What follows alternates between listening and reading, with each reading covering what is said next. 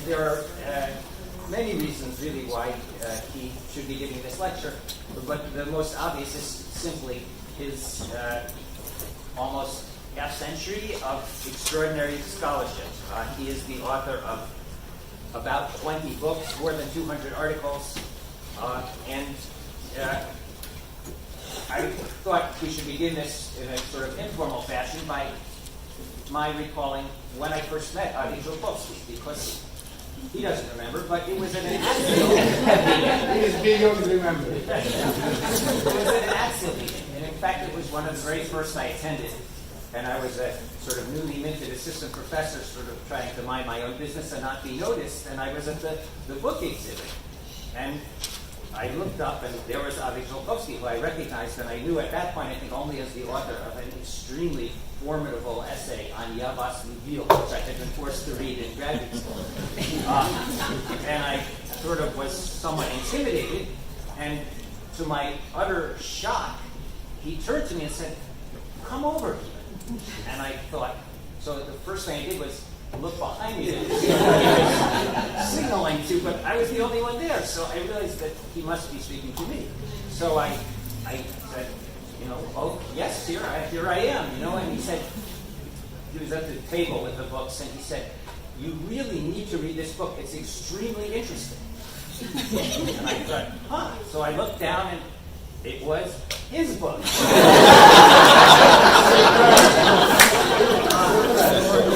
I think it may be up to number, I don't know what, because his most recent book has just come out, which truly is long awaited, his anthology of Russian infinitive poetry, and we just noticed this moment that the book came out in a print run of 1,000, which means that he has topped the latest volume of the Polное собрание сочинений Pushkina, which came out in only 700. So, not bad.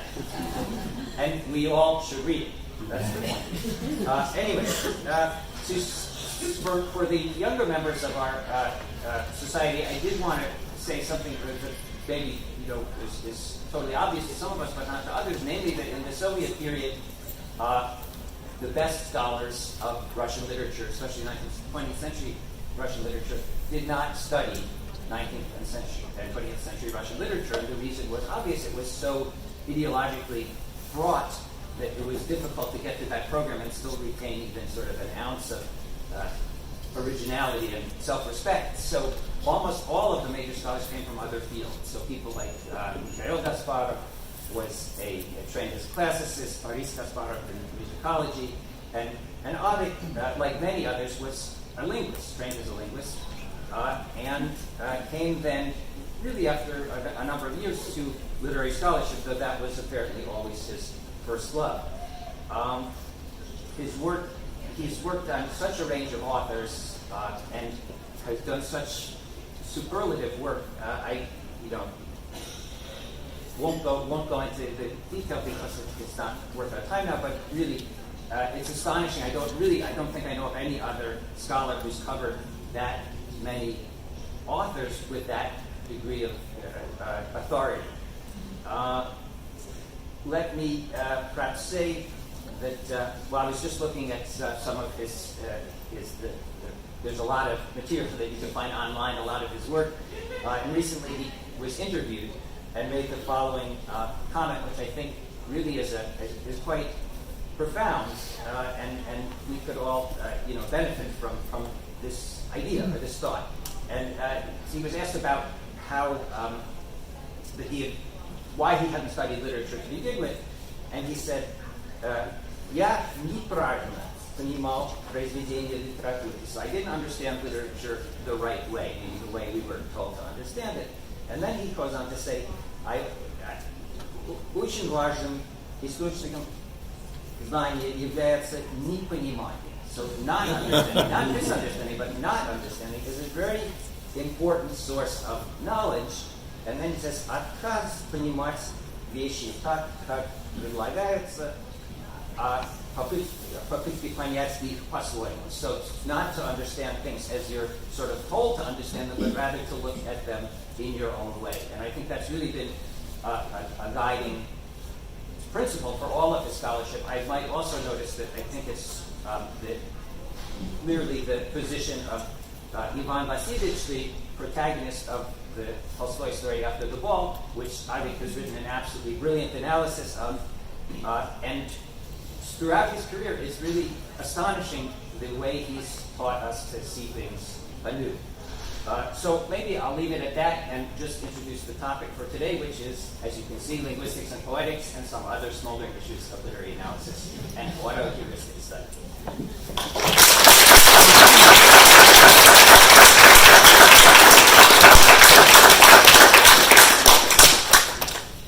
Thank you, Michael. I learned a lot about myself. Here. Okay, let me proceed right away. The reason I'm holding forth from this high pulpit is that I was last year's recipient of AATSEEL's Prize for Outstanding Contribution to Scholarship, which is not only flattering, but also handy. I got this exclusive opportunity to speak to all of you, no panel competition, for a spacious 50 minutes, and then have my paper published in C, promptly, rather than in years. And last but not least, without peer review. Which calls for massive gratitude. This is not an Oscar ceremony, so I will refrain from listing my relatives, wives, and other significant others, friends, Romans, countrymen, mentors, and co-authors, the many people who had a part in my deserving the award. Let me just thank Fred White, my former graduate student who nominated me, Irene Delic, the emerita editor of Seed for my recent professional visibility, Barry Sher, who wrote a comprehensive review article of 3 of my monographs, Igor Pilshikov's editorial team, and my USC colleagues headed by Tom Seifried, who made possible a hefty AZ fest shift, and thank all 40 of its distinguished contributors. And of course, Kevin Platt and the entire award committee. Thank you all. I'm honored and humbled. Having said that, I was surprised, pleasantly but still, challenged with figuring out what happened, whether I did something right or the committee went somewhere wrong. And I didn't know what it was doing. Well, it's our professional task to interpret enigmatic texts, and that's what I'll undertake, at the risk of intentional fallacy. Hence my subtitle, an auto-heuristic study, or in plain Greek, what kind of eurekas do I go for? When I first came to this school, actually to Cornell, 40 years ago, I was that rare bird, a dissident, rescued from the Soviet claws, and as a result, on friendly terms with one of the principal rescuers, the Dean of Cornell's College of Arts and Sciences, a distinguished Romance scholar, Alain Cesnet. And one day, he asked me how I liked teaching at Cornell. I said I loved it, but was surprised to discover that I preferred my undergraduate classes to graduate seminars, contrary to what I had expected looking from Russia. Small wonder, said he. Just think who your undergraduates are. They are a cross-section of the student body of our Ivy League school. Future lawyers, doctors, businessmen, the cream of the nation. And your average students?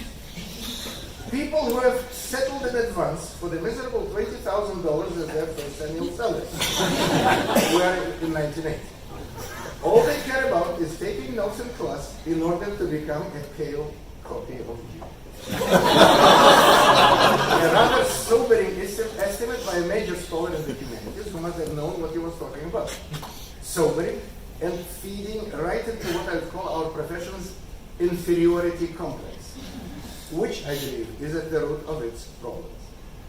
All my life I have tried to overcome it, and the prize I received from you certainly helps. There is also the temptation to take seriously the students' alleged mimetic desire and to share the secrets of my training. The question, of course, is what that I, me, that the students at AATSEEL and myself are dealing with.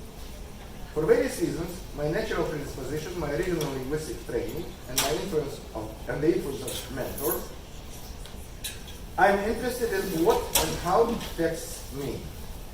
and how they make the process of meaning, understanding, so pleasurable, the proverbial pleasure, the best.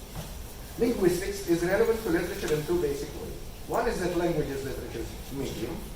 The other, that literature itself is a sort of language, a science system, and thus linguistics and semiotics provide useful models for thinking about it. Language and linguistics are closest, if seemingly poor, relatives of literature, which is not a visual art, see Lessing, nor primarily an ideological one. It is a verbal art. Verbal and therefore very lingual-centric.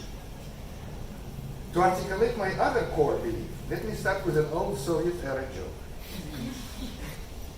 A husband and wife celebrating their golden wedding are asked how they managed to live peacefully together for 50 years.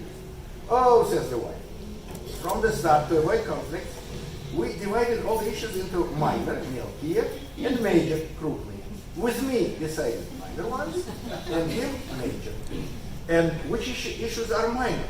Oh, whether to have eggs or porridge for breakfast, have the stove repaired or buy a new one, spend the summer at the Dutch or in Crimea, send the kids to a special school or a regular one, whether my husband should change jobs or крупные.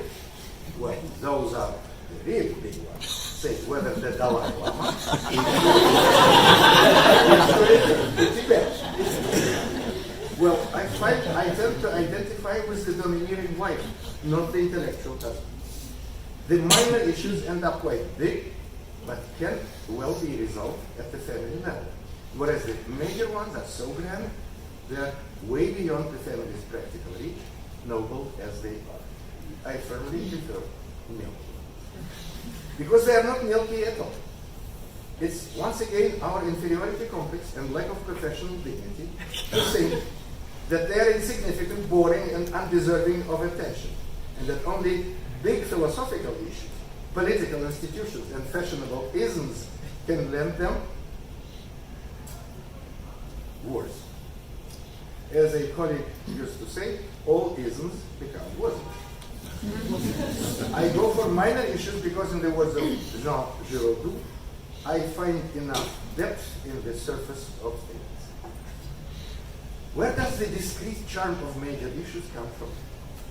Fact is, plagued as we are with a professional inferiority complex, we look for some authoritative institution to offer us, confer on us, cultural legitimacy and hopefully gainful sponsorship. That makes us feel like masters of the universe, philosopher kings, etc., but produces at best flashy journalism. To meet that public agency's expectations, we agree to adapt our scholarship accordingly, to translate it into required media and formats, popularizing, vulgarizing, distorting, and finally nullifying it in the process. I'm reminded of the story of the famous Georgian ballet dancer Vakhtang Chabukianis, returned to his native Tbilisi, stage 1941, told to me by an admiring ballet master. The theater was always full. The lucky ones sat in the loges, the orchestra stalls, the balcony. The less lucky ones stood in the aisles, the foyer, on the stairs, the porch, and in the street, the Rossaveli area.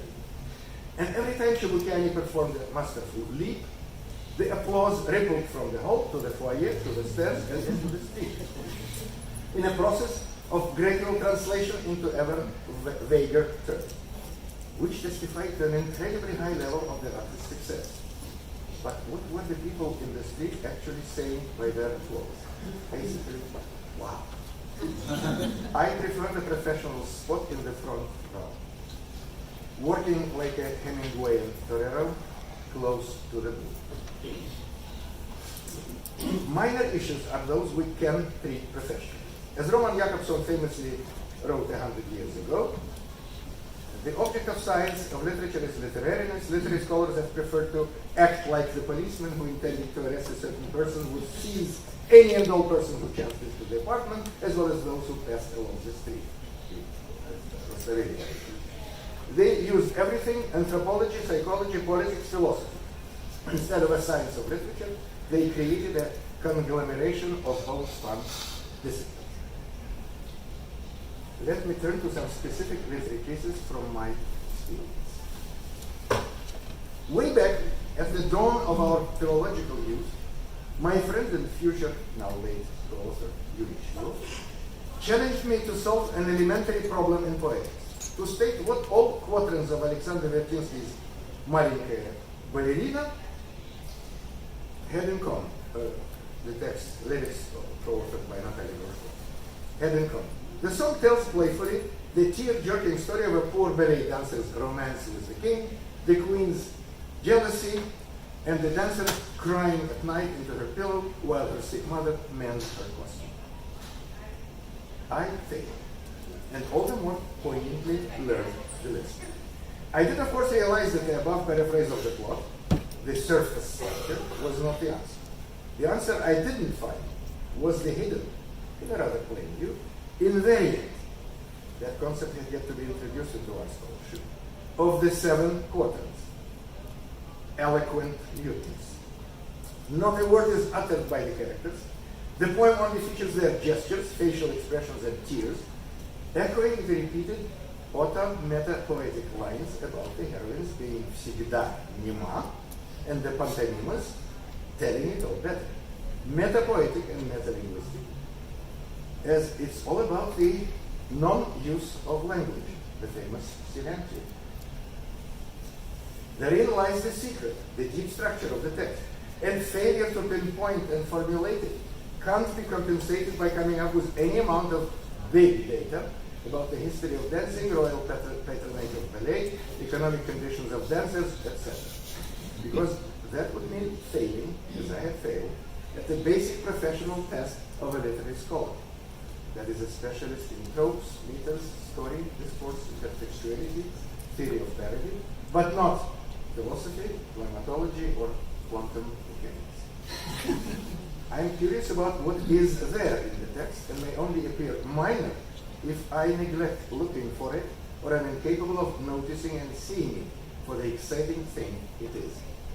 Signs all that I might be in the wrong profession. Turning to a more prestigious example, here is Pasternak's and Yuri Zhivago's Ветер, wind. In the beginning, it features a puzzling irregularity of rhyme. A жива, B плача, C дачу. I'm sorry. A жива, B плача, B дачу. Yeah. We then expect A, va, but get in line 4 a new rhyme. C, отдельно. Why such a strange sequence? The answer is that this unmatched, separate, lonely rhyme, in Russian it's хвостая, is supplied by the word отдельно, separate, whose meaning thus gets iconized. A minor thing. But as is usual with minor issues, not all that modest. The separate pine tree reverberates with the famous Heine, Lermontov, and Tüchev northern Sasna, pining away for the distant and equally lonely southern palm tree. That is intertextual. While intratextually, the separateness of the tree and of the rhyme is promptly overcome. The wind goes on to rock all the trees without exception, полностью все дерева. These дерева provide the missing rhyme A, while the initially separate rhyme C, in Elna, takes effectively over and thus transcends its separateness. It appears 4 more times and concludes the poem. At the same time, the wind, which metaphorically represents the deceased speaker, Yuri, finds words of lullaby consolation for the pine tree, the poem's addressee, Lara. And all this in the spirit of the unity of the world, Pasternak's central invasion. Incidentally, this milky but crucial trifle eluded 6 of the 7 translations of the poem into English that I studied. The one fortunate exception was by a poet who collaborated with Professor Markov. Not a milky issue. But of course not as scrutiny as disquisitions on really grand topics like whether Pasternak's worldview is closer to Albert Einstein's theory of relativity or Niels Bohr's complementary principle. My next example is Count Alexei Konstantinovich Tolstoy's narrative poem Zmei Tugarin, Tugarin the Serpent. Its political message is quite transparent, satirizing Russian monarchical despotism as oriental in nature, indeed a continuation under a patriotically Russian guise of the Tatar-Mongol yoke. But as usual, it's the poem's minor features that make it a gem. In fact, the author's favorite word. The devil is as usual in the details. First off, it's the poem's master trope, a hybrid of the genres of political satire, romantic ballad, and the folk bohemia. Second, casting the traditional antagonist of the beloved plot, a Tatar guest at Prince Vladimir's feast, who later turns out to be Tugay the Serpent, casting him paradoxically as the poem's prophetic speaker, who predicts correctly Russia's Tatarized future. And finally, the way the corroboration of the prophecy is orchestrated, quite unlike in Pushkin's prototypical Song of the Wise Arya. There, the prince dies as predicted by the wizard, Kudesnik, because of his horse. But here, the confirmation does not take place in the course of the plot, which is confined to the feast in all period.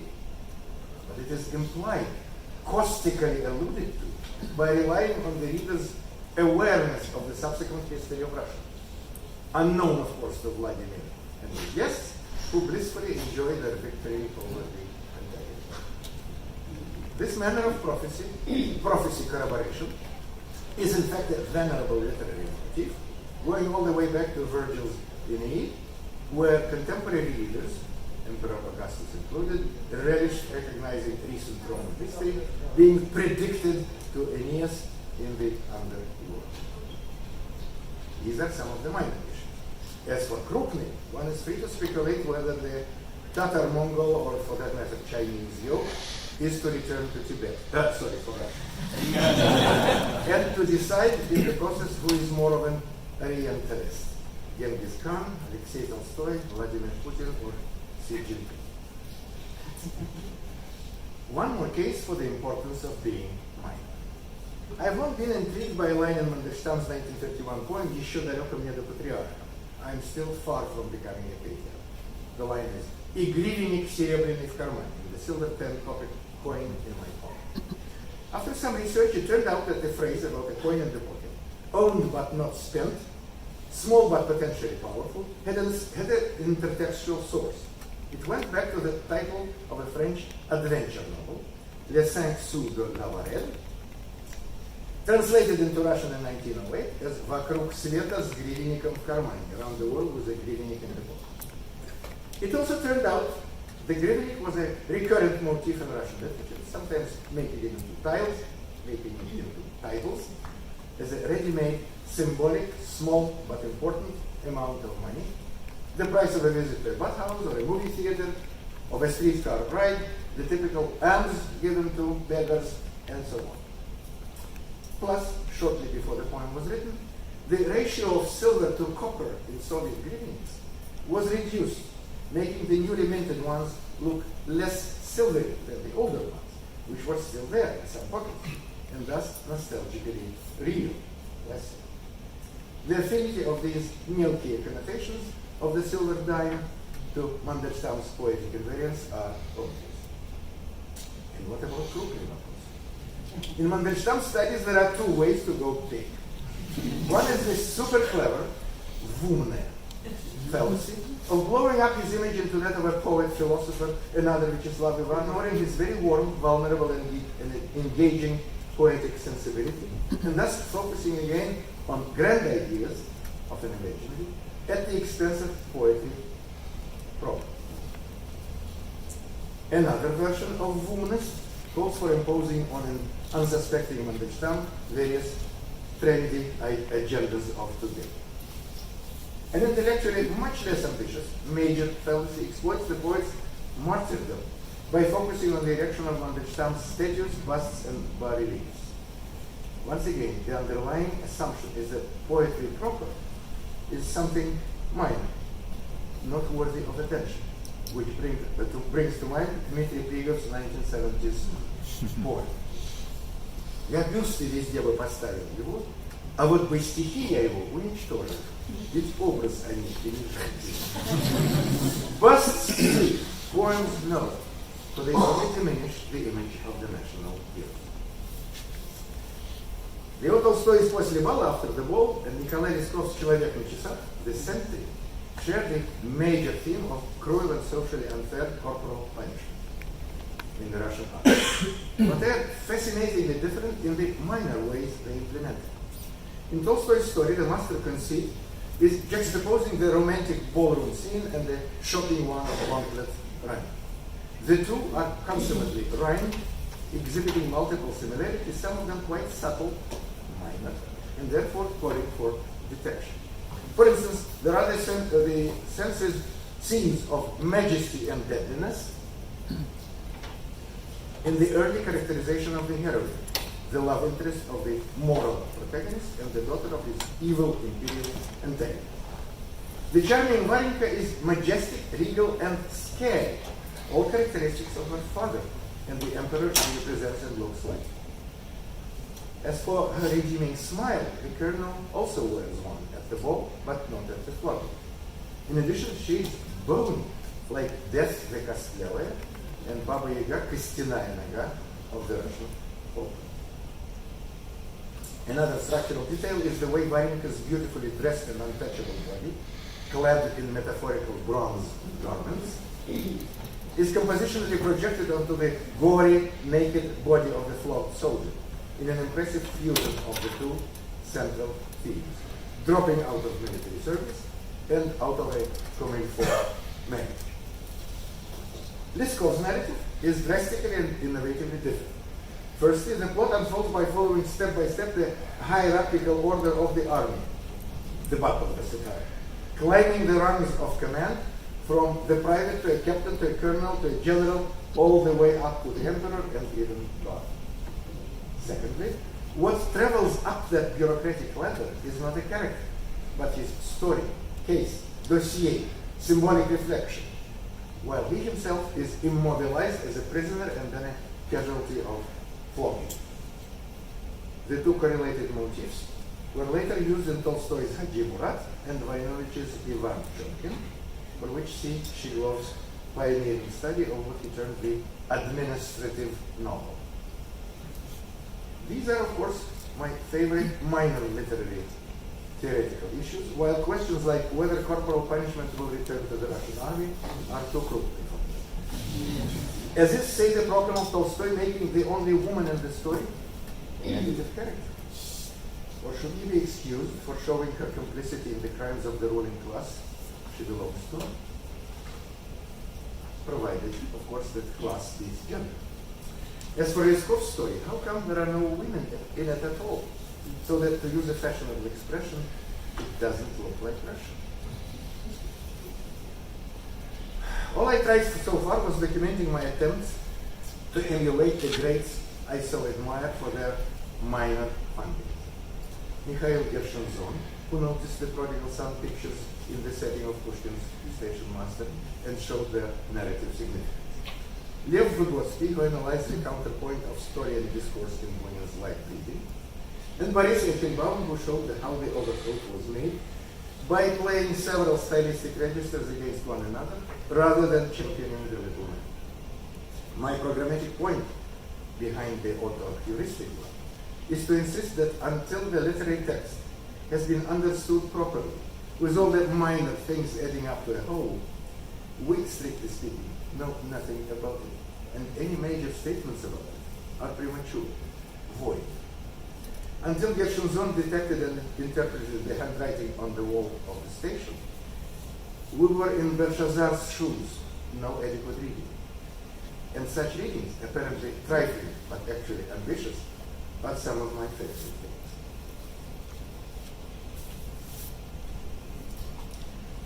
The question that inevitably comes to mind is on what grounds do I claim my readings, or for that matter Gershenzon's and Eichenbaum's, to be the adequate ones, while respective theories tell us there are no such things.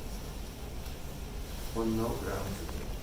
Inspired solely by a gut conviction, common sense, the prize you awarded me, and the vainglorious hypothesis that someone might want to be like me. And the realization that the famous line about the infinite play of signifiers is itself just fascinating wordplay. While in professional practice, plausible alternative readings are not all that many. 1, 2, at best 3. Some 60 years ago, Shiglov and I, camping on the banks of a lake in the environs of Moscow, had to listen throughout the day to the then new hit, "Подмосковные вечера," carried over the waters on radio waves. Fresh young linguists, we tried to parse the poetic ambiguity of the text, in particular of the line "трудно высказать и не высказать." We came up with 3 alternative readings. 1, it is hard to express it and hard not to express it. 2, it is hard to express it and yet not to express it. And 3, it is hard and well nigh impossible to express it at all. Remarkably, the aura of triple ambiguity reified the explicit meaning of the line, the age-old poetic theme of ineffability, championed by Zholkovsky, Tютchev, Mandelstam, and Vertinsky's Poetics.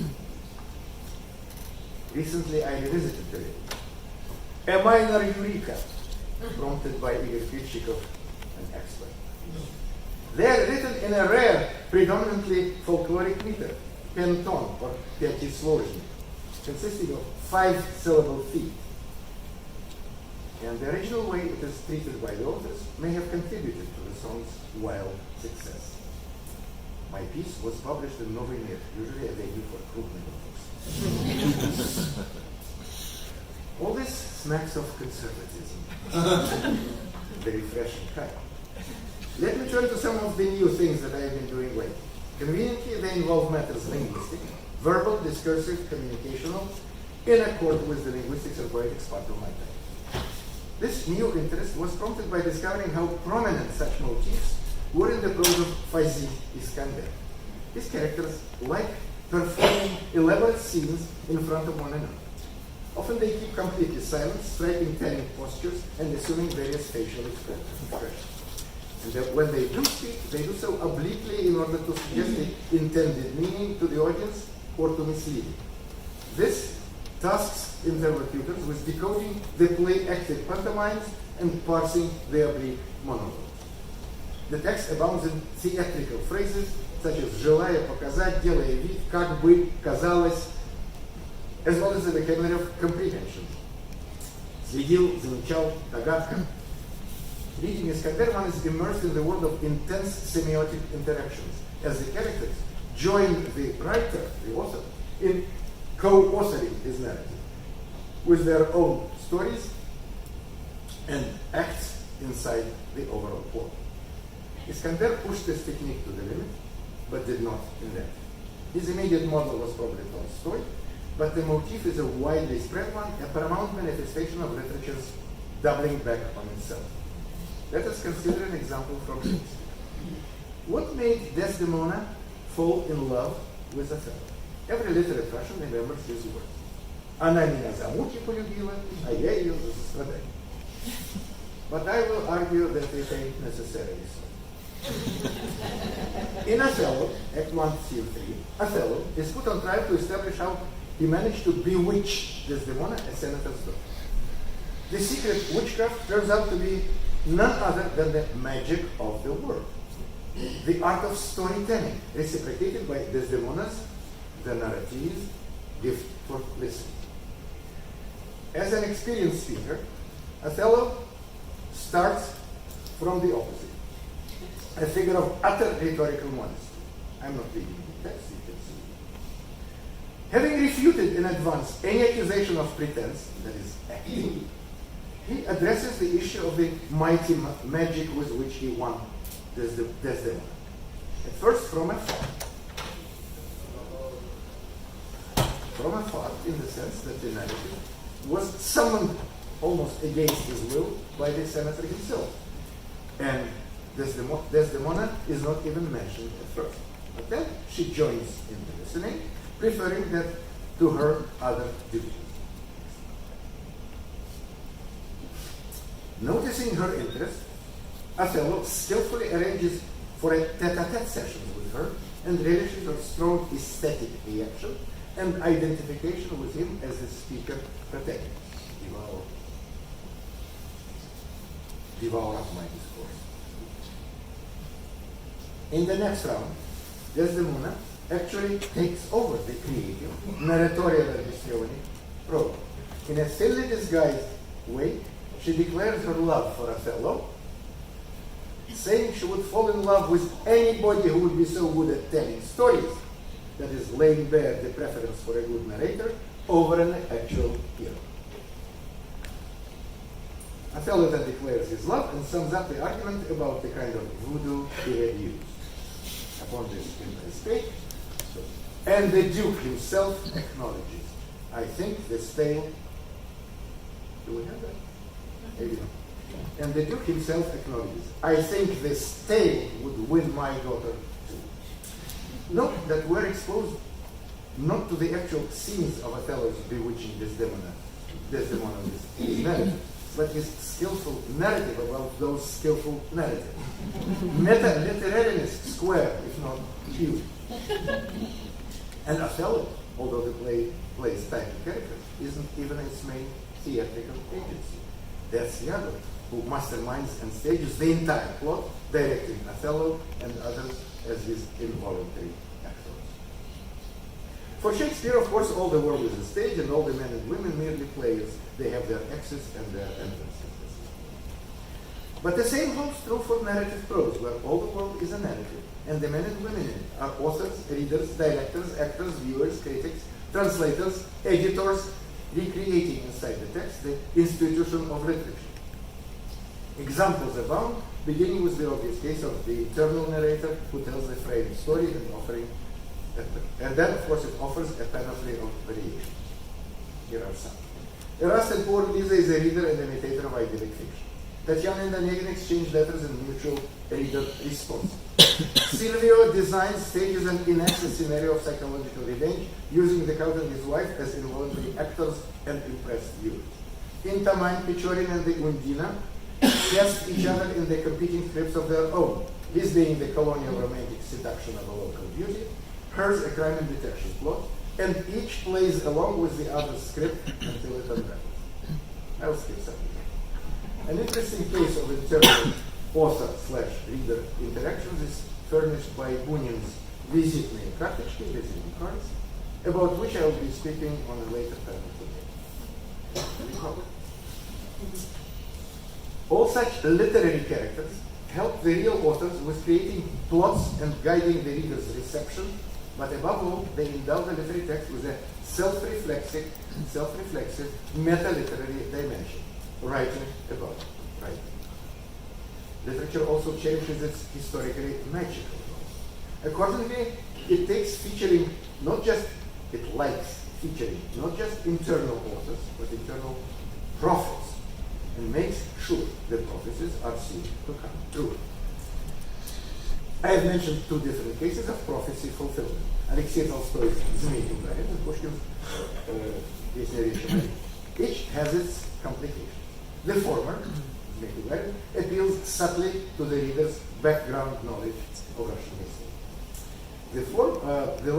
In the latter, the correspondence between the foretold and actual deaths relies on the linguistic ambiguity of the prediction.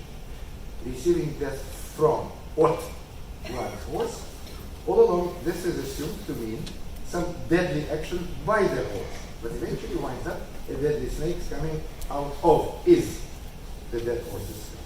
This is of course typical of oracular formulas, beginning with the Greeks and including, for instance, the elaborate puns circumscribing Macbeth's death. His nemesis Macduff, literally not born of woman, but from his mother's womb untimely, ripped in a cesarean, and the burnout wood, metaphorically coming to Dulcinea in the form of soldiers disguised with 3 branches. One way of imploding the fulfillment of a prediction is when the prophet himself ensures it. In Edmond de Rastan's Cyrano de Bergerac, the title character poet repeatedly promises in verse to punish his opponent by skewering him at the end of the envoi of the ballade that he is composing, as he do will see. which he indeed accomplished. A milder version is the protagonist enacting a pre-existent prophecy.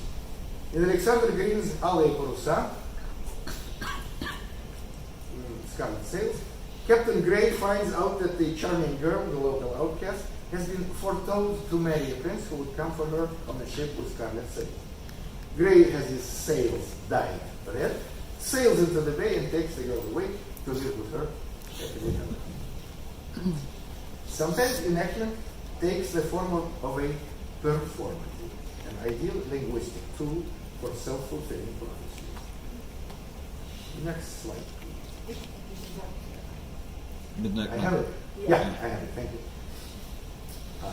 In the Hollywood film Midnight Run, the bounty hunter, Robert De Niro, helps the FBI to entrap and arrest his sworn enemy, a powerful mafioso, who way back had him thrown out of his job as a policeman. As the handcuffing proceeds, De Niro says to the gangster, "And one more thing I wanted to tell you. What? You are under arrest." The situation hinges on a speech act double entendre. The phrase "you are under arrest" is ambiguous. As a constitutive, it states that a suspect is in police custody. But as a performative uttered by a policeman, it enacts the arrest. It's this latter thing that the De Niro character had long wanted to say and thus do to the gangster. But since he has not been reinstated as a policeman, he is not legally and linguistically empowered to issue performances, and has to settle for the constitutive and true meaning of the word. A small consolation, but still some. Back to Russian literature, a similar bittersweet effect crowns Мандельштам's 1931 poem "Я пью за военные астры." I drink to the military aspect. The poet lists various traditional, pointedly un-Soviet commodities and values to which he is drinking, but then it turns out that he has no wine. However, he keeps claiming that he does drink, or is about to, once he chooses between two desirable European brands, both beyond his reach. «Я пью, но еще не придумал, из двух выбираю одну, веселый раз с маской и папским завтраком». The absence of wine renders the speaker's act all but unfeasible. In practical terms, the toast fails to happen. But as a speech act, and all the more so as a symbolic and even poetic statement, a toast needs only to be uttered to become a fact. To be sure, it's a weaker speech act than De Niro's, but a speech act, a perlocutionary one, it is, transforming the speaker into someone who has solemnly staked out his position in the face of whatever. One must note about speech acts. How long have we known about their existence? Less than 60 years since J.L. postulated how to do things with words. And it took us decades to start using them in our world. Why such a delay? My guess is because of all these linguistic subtleties, indicatives, interrogatives, performatives, are milky issues, unlike such crudely ones as to be or not to be, who is to blame, what is to be done, to have and have not. The four familiar lines slyly bring us to our next minor issue, also very linguistic. My anthology of Russian infinitive poetry. It was cited in the AATSEEL's award decision as a work still in progress. Now it has finally come out from Irina Prokhorov's новое литературное обозрение publishers. Why did it take so long?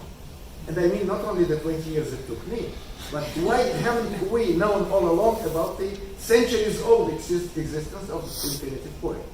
Why? To get the answer, just add infinitives to the above list of despicable linguistics ills. In the online presentation,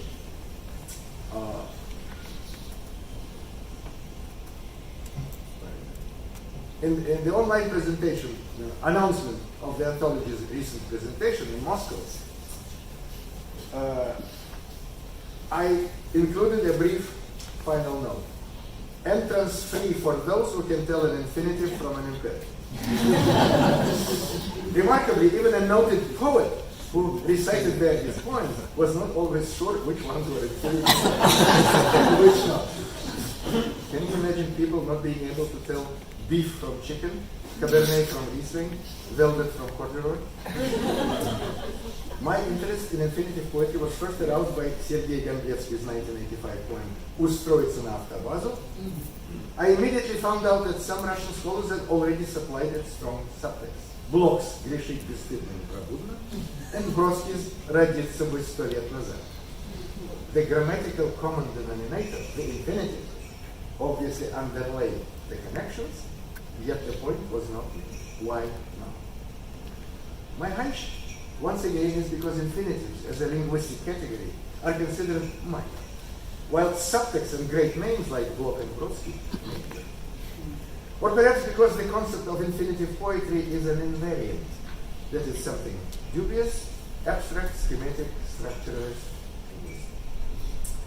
I remember being invited to give a talk about my recent work at a leading Slavic department and offering to speak about infinitive poetry. Oh no, said the illustrious colleague. Not that. Только нет.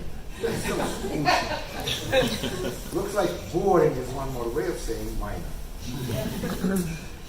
Infinitive poetry finds itself and was found at the intersection of Roman Jakobson's poetry of grammar, Kirill Taranovsky and Mikhail Gasparov's semantic halos, semantic ореолы, of verse meters, and yes, the idea of poetic invariance, pioneered by Jakobson and actively developed by Shigolo and myself. How widely spread is infinitive writing? Let me just say that it is all over Eugenism, beginning with the memorable first stanza, 1 plus 1 plus 1 plus 5, and including many stanzas of chapters 1, 4, 6, and Onegin's letter to Tatiana. I won't go into a detailed technical definition of infinitive writing. Suffice it to say here that a poem is considered infinitive if it is grammatically governed, fully or to a great extent, by infinitive or infinitives, one or several, absolute or dependent. It can be a short poem governed by several absolute independent infinitives. Here is a mini cycle of 2 such poems with sequences of respectively 3 and 4 infinitives. Is the highlighting scenes? Yeah. Yep.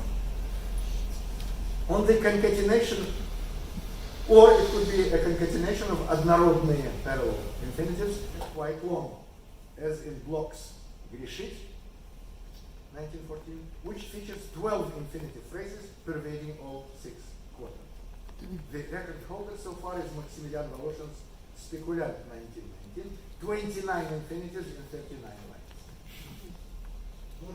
The opposite type are long poems featuring few infinitives, but form a period, an entire period, governing sprawling subordinate phrases, as for instance in Mikhail Zenkevich's «Сумерки». This is all one sentence. 3 infinitives only in one sentence of 17 lines. As far as meaning is concerned, the semantic halo infinitive writing can be defined as meditation on an alternative or virtual mode of being. The more specific subtypes of this include such themes as a character type's daily routine, that's anything. Woman's fate as a typical different mode of existence, woman as the other, couched in infinity. The poet's unique mode of being. The latter underlies Афанасий Фет's одним толчком согнать ладью живую, with one push to chase the lifeboat. Incidentally, a free translation of an 1839 poem by Alfred de Musset. 10 parallel однородных infinitives in 3 quadrants, 3 plus 4 plus 2. The anthology contains 369 infinitive poems by 149 poets, beginning with Vasily Zholkovsky, born in 1703.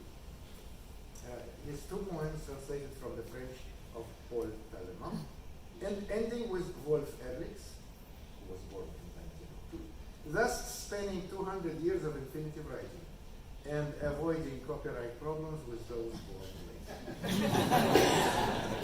In addition to full poems, annotations to each poet's production include numerous infinitive fragments by the same author or other Russian or foreign poets, textual sources. The commentaries use a specially devised notation defined in the comprehensive introductory overview of the topic in the introduction. This, I hope, is the beginning of a new field of study based on a healthy fusion of literary critical and linguistic expertise. 50 minutes are not that long after all. On to some brief conclusions. Philology is not made servant to philosophy, politics, various isms, causes, and fads. Just think of the graveyard of Soviet humanity. The devil is in the details. Less is more. Minor issues are big. Discoveries await us in the black earth, the chernozemny stratum of fertile soil, not in the geological depths of Earth's core. Linguistics is our closest and most reliable evidence. Structures, invariants, semantic halos, performatives are not to be poo-pooed. Demythologizing literary cults, also known as nesolidarное чтение, demythologizing all kinds of pieties is a productive approach. Peer review, like Carthage, needs to be reformed. Charity begins at home. Before pretending to free others, races, genders, classes, let's free ourselves. That is, stop trying to please PBS, RPC, FBI, PLO, ACLS, ACLU. Go on with the abbreviation. Amicus Plato said magis amica veritas. Plato, Christ, Buddha, Martin Luther, Martin Heidegger, Martin Luther King, Vladimir Lenin, John Lennon, Edward Said, President Trump, Speaker Pelosi may be friends to some of us. I meant to pick the punchline. President Trump, Speaker Pelosi, the Dalai Lama may be friends to some of us, but our most important mutual friend is the truth, our professional dignity, integrity, and independence. I haven't exhausted my favorite agenda, nor given away all my secrets, but to conclude, here is Tolstoy in 1908, that is a tad younger than I am today, talking to kids in Ясная Поляна. Спасибо. А то, что я вам говорю, нужно для вас будет. Вы вспомните, когда меня уж не будет. Что старик говорит, добро. Ну, будет.